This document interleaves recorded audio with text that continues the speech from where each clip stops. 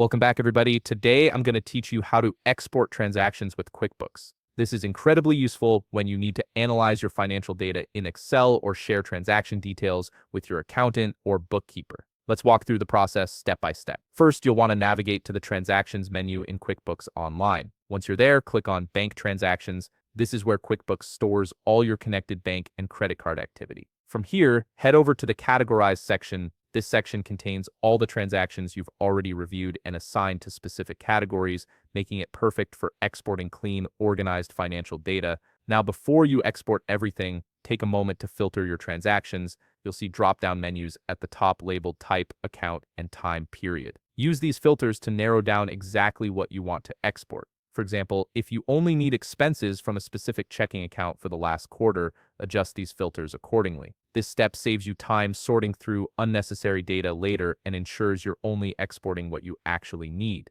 Once your transactions are filtered and arranged the way you want them, look for the export icon on the transactions page. This icon typically looks like a box with an arrow pointing upward or sometimes appears as an Excel icon. Go ahead and click on it. QuickBooks will immediately begin preparing your data for export. The system will automatically download a CSV file to your computer. CSV stands for comma-separated values, and it's a universal format that works with virtually any spreadsheet program. You'll usually find this file in your Downloads folder unless you've set a different default location in your browser settings. Finally, locate the downloaded CSV file and open it with Excel or any compatible spreadsheet program like Google Sheets or Numbers. Once opened, you'll see all your transaction data neatly organized in columns, including dates, descriptions, amounts, and categories. From here, you can sort, filter, create pivot tables, or perform any analysis you need. This exported data becomes a powerful tool for tracking spending patterns, preparing tax documents,